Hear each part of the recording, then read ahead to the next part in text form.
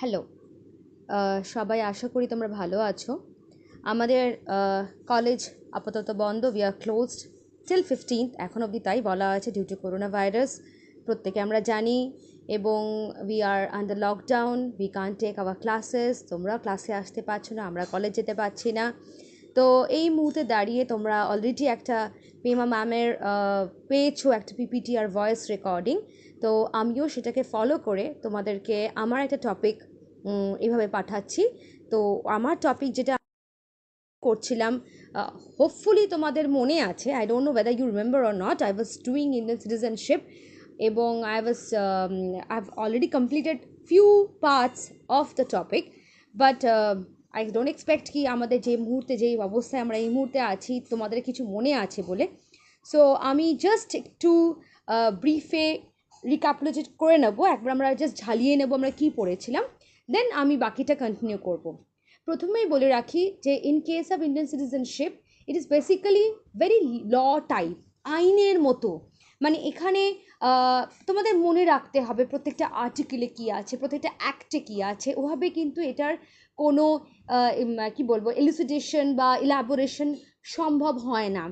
তো সেই জন্য আমি পিপিটি তো বানিয়েছি, আর একটা বাংলা কিছু লেখা অল্প দিচ্ছি, যেখান থেকে তোমরা ক্যান গেট অ্যান আইডিয়া কি আমি কি বলার চেষ্টা করছি। তো প্রথমেই বলি যে আগেও আমি ক্লাসে বলেছিলাম যে নাগরিকত্ব বা সিটিজেনশিপটা কি। Citizenship is basically a very fundamental foundation and very indispensable thing of a Democratic polity. কোনো গণতান্ত্রিক রাষ্ট্রের একটি অপরিহার্য ভিত্তি হলো আমাদের নাগরিকত্ব। এছাড়া আমরা আমাদের নাগরিকত্ব গণতন্ত্রের নাগরিকত্ব ছাড়া কিছু ভাবা অসম্ভব। কেন গণতন্ত্র ক্ষমতাতেই আসে শুধুমাত্র নাগরিকদের দ্বারা, বা নাগরিকদের দ্বারা রিপ্রেজেন্টেটিভ গভর্নমেন্টস ক্ষমতায় আসে। So we choose our government, কেন এটা বলাই হয় government of the people, for the people, by the people. And who are this people? The citizens. নাগরিকরাই আমরা চয়েস করে দিই যে আমরা কাকে বা কার দ্বারা শাসিত হব। সো বেসিক্যালি গণতান্ত্রিক দেশে ডেমোক্রেসিতে নাগরিকত্ব ইজ ভেরি ইম্পর্টেন্ট।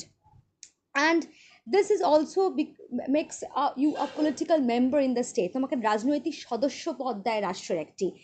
এবং আমি ক্লাসে বলেছিলাম বলতে বলতে যে why we need this citizenship, আমাদের কেন চাই, কেন দরকার। The reason being that because it gives us few rights, duties, privileges and obligations. যেরকম রাইট টু ভোট, আমরা যে ভোট দিতে পারছি, নাগরিক ছাড়া ভোট দেওয়া সম্ভব নয়, because we are the citizens, we can vote. মৌলিক অধিকার, আমরা পরের চ্যাপ্টারে মৌলিক অধিকার পড়ব। তো মৌলিক অধিকার কারা পায়? যারা নাগরিক, তারাই একমাত্র পায়। So this are the few things we believe that we get as we become the citizen. এবং আর একটা বলতে পারি যে ইটস আ লিগাল রিলেশনশিপ, আইনগত একটা সম্পর্ক তৈরি হয় between the state and the people, যেটা সিটিজেনশিপের মধ্যে পড়ে না। বাট আপনি শুধু বলতে চাই যে India has no dual citizenship. যেরকম ইউএসএতে আমাদের আছে যে একটা রাষ্ট্রের সিটিজেনশিপ, একটা কান্ট্রির সিটিজেনশিপ, আমাদের কিন্তু ওরম কিছু নেই। আমাদের একক নাগরিকত্ব, we have a single citizenship, we are all citizen of India. আমাদের পশ্চিমবঙ্গ বা ওড়িশা বা দিল্লি বা তোমার I mean Himachal Pradesh, all say Maharashtra, we don't have citizenship of the states, we are the citizens of the country. এবার আমাদের ক্লাসে আমরা যেরকম পড়েছিলাম যে কোন কোন ধারাতে আমাদের সংবিধানে এই আর্টিকেলগুলো আছে অ্যাবাউট সিটিজেনশিপ। 5 to 11 আর্টিকেলে আছে। এবং 5 আর্টিকেল কি বলছে? আর্টিকেল 5 যেটা বলছে যে সংবিধান শুরু হওয়ার সময়, and when was the constitution adopted? I guess hope all of you know by this time, it is 26 November 1949 এ আমাদের কনস্টিটিউশন অ্যাডপ্টেড হয় এবং গৃহীত হয়। এবং সেই সময় আর্টিকেল 5 এ নেওয়া হয় যে কোন কোন ভাবে 5 to 11 এ ঠিক করে নেওয়া হয় যে who all can be the citizen of India. আমি জাস্ট বলতে পারি যে যারা কিনা ভারতে বসবাস করে, ডোমিসাইল যারা থাকে, because domicile was a factor. আমি ক্লাসে পড়ানোর সময় তোমাদের বলেছিলাম ডোমিসাইল মানে জিজ্ঞাসা করেছিলাম তোমাদেরকে। So domicile is a factor, যারা যারা থাকে, যাদের ইদার অফ দ্য প্যারেন্টস, পিতা বা মাতার মধ্যে একজন জন্মগ্রহণ করেছে ভারতে, এবং কোনো একজন সংবিধান প্রবর্তন হওয়ার ঠিক আগে অবধি 5 বছর সাধারণভাবে বসবাস করেছে, যে constitution adopted হওয়ার just আগে অবধি they were there for 5 years. They have stayed in the country as an ordinary resident of the country for the 5 years. Only they can get the citizenship under Article 5. Now what does Article 6 says? Article 6 says that they confer citizenship to the migrants from Pakistan before the commencement of the constitution.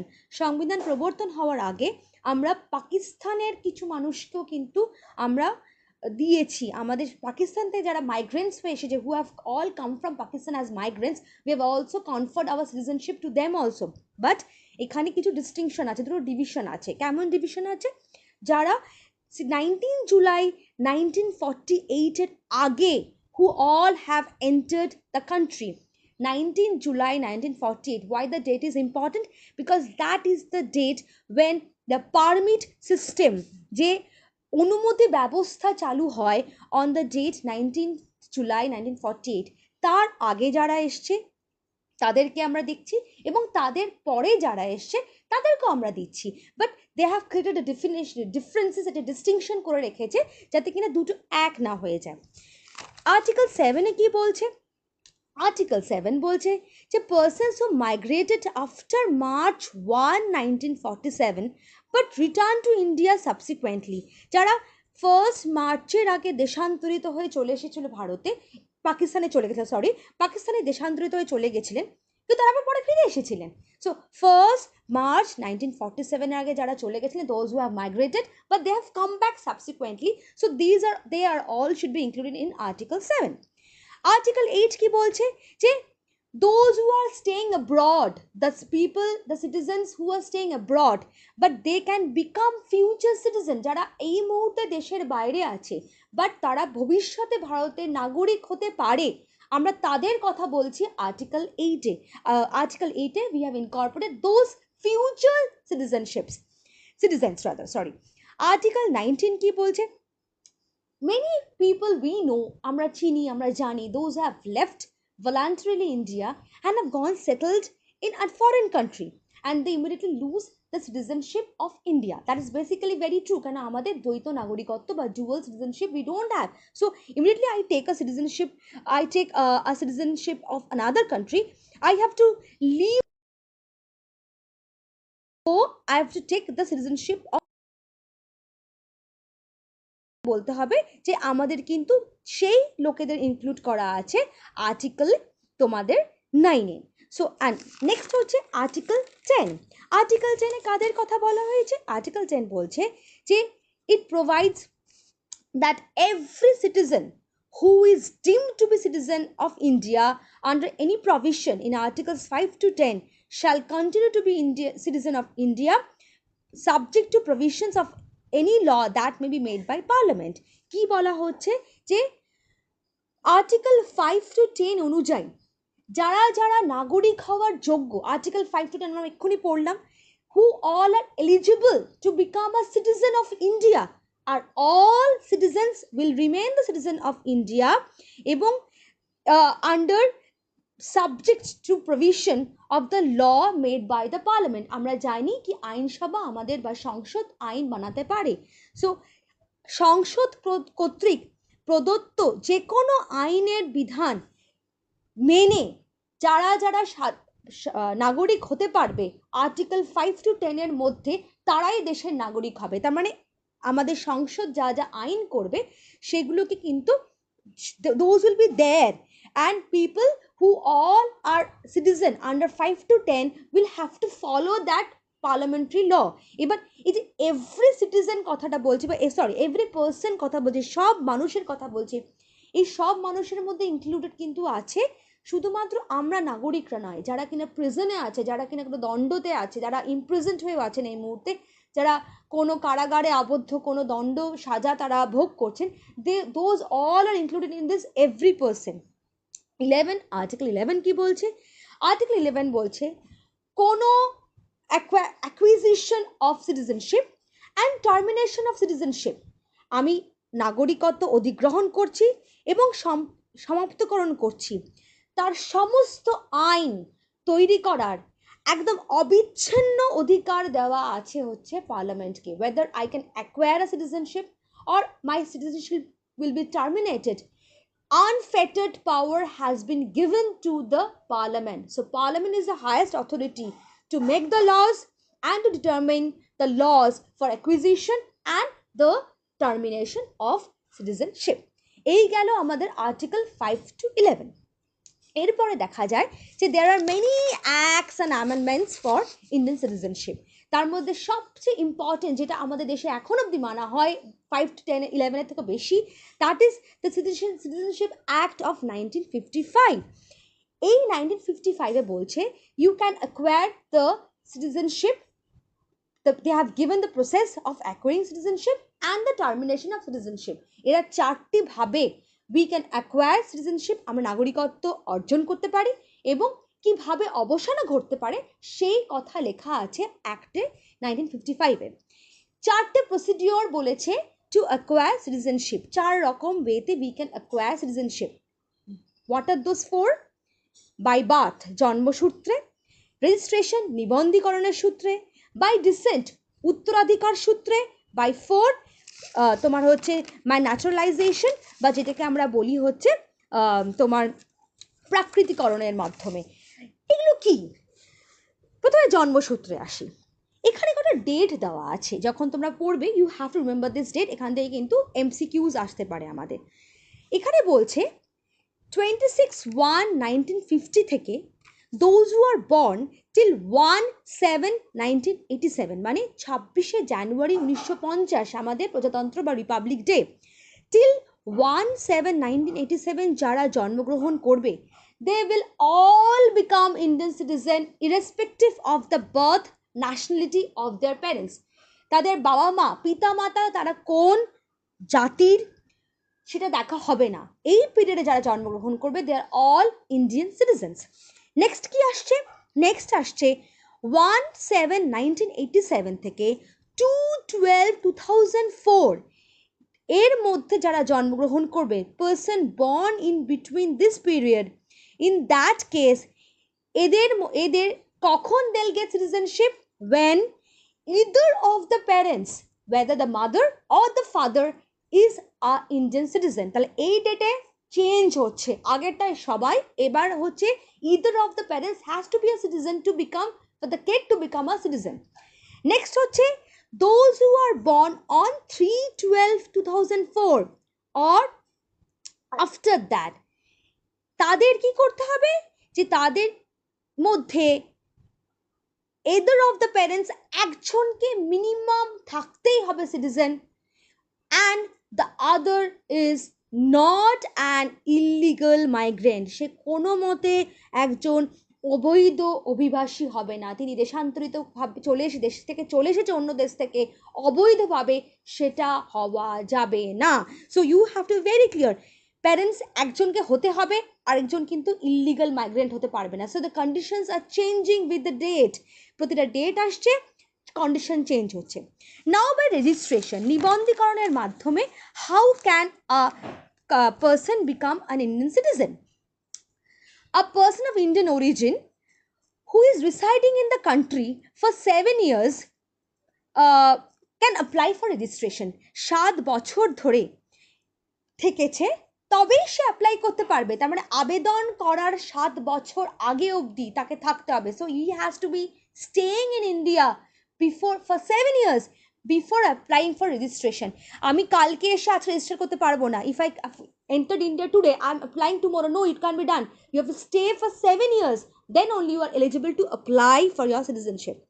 আচ্ছা, next হচ্ছে a person who is a resident of any country outside undivided India.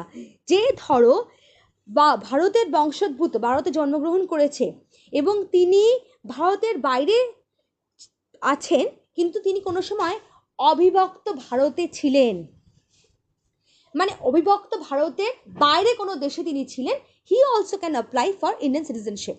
Next হচ্ছে a person who is married to Indian, অনেকে আমরা দেখেছি যারা বিদেশি বিয়ে করে থাকেন, তাদেরও কিন্তু অ্যাপ্লাই করার আগে 7 বছর এখানে থাকতে হবে।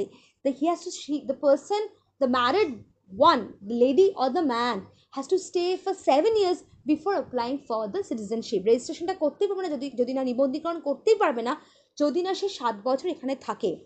এবং নাবালক বাচ্চা, minor children of the citizen of India, তারা প্রত্যেকে রেজিস্ট্রেশনের মাধ্যমে তারা করতে পারবে। এবার হচ্ছে উত্তরাধিকার সূত্রে বা ডিসেন্টে। ডিসেন্ট কি বলছে? আ person born outside India on or after January 26, 1950 is a citizen of India by descent if his or father was a citizen of India by birth.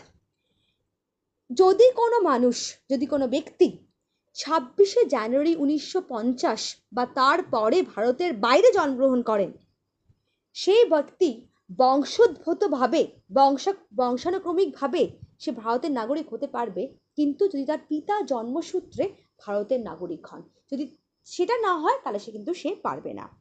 Next কি বলছে? আ person born outside India on or after December 1992 but before 3rd December 2004 if either of his or her parents was a citizen of India by birth. ধরো কোনো মানুষ, কোনো ব্যক্তি জন্মগ্রহণ করেছেন কবে? ভারতের বাইরে জন্মগ্রহণ করেছেন। কবে করেছে?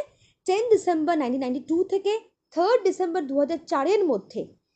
He can become an Indian citizen if either of his or her parents were citizen of India. তাদের বাবা মার মধ্যে একজন কেউ যদি ভারতীয় নাগরিক হয় তবে সে নাগরিকতা লাভ করতে পারে। নেক্সটটা কি বলছে? If a person born outside India or after December 3, 2004 has to acquire citizenship, his or her parents have to declare that minor doesn't have passport of any other country and his birth is registered in Indian consulate. আমি আবার বোঝাতে দিচ্ছি বাংলাতে। কোনো ব্যক্তি যদি 3 December, আগের ডেটটা ছিল আমাদের 3 ডিসেম্বর অবধি, এবার বলছে 3 ডিসেম্বর আগে অবধি, এবার হচ্ছে 3 ডিসেম্বর থেকে তারপর অবধি যদি কোনো ব্যক্তি জন্মগ্রহণ করে ভারতের বাইরে, সে সিটিজেনশিপ পাবে। কি করে পাবে? প্যারেন্টসকে ডিক্লারেশন দিতে হবে যে সেই ব্যক্তি ভারতের বাইরে অন্য দেশের, যেখানে সে জন্মগ্রহণ করেছে সেখানকার পাসপোর্ট হোল্ড করছে না, সেখানকার পাসপোর্ট সে পায়নি, এবং তার যে জন্ম হয়েছে সেটা সেখানকার ভারতের যে দূতাবাস আছে সেখানে জানাতে হবে যে সে জন্মগ্রহণ করেছে, তবেই সে পাবে। তো 3টে নিয়ম আলাদা ডিসেন্টের জন্য। আচ্ছা, নেক্সট হচ্ছে কি? নেক্সট হচ্ছে প্রাকৃতিকরণের মাধ্যমে। সেটাতে কি বলছে? A person can acquire citizenship by naturalization if he or she is ordinarily resident for 12 years এবং কোয়ালিফিকেশন সব কিছু ফুলফিল করে, যেটা কিনা 3rd শিডিউলে সিটিজেনশিপ অ্যাক্টে লেখা আছে। তাকে 12 বছর থাকতে হবে ভারতে। এই 12 বছর মানে হচ্ছে যে আবেদন করার আগে 12 মাস পুরোটা কমপ্লিট করতে হবে, মানে 11 ইয়ার্স কমপ্লিট করে 12 মান্থস কমপ্লিট করতে হবে। 12 মান্থস কমপ্লিট করার পরেই he or she can apply for citizenship if ও অ্যাক্টের, এই যে 1955 সালে যে অ্যাক্টটা আছে তার 3rd শিডিউলকে যদি ফলো কোয়ালিফাই, কিন্তু সে সিটিজেনশিপ পাবে, না হলে কিন্তু সে পাবে না। এটা জেনে রাখবে যে ইজ ভেরি ইম্পর্টেন্ট, যে অনেক কিছু আগের থেকে, যে how a person can acquire a citizenship. আচ্ছা,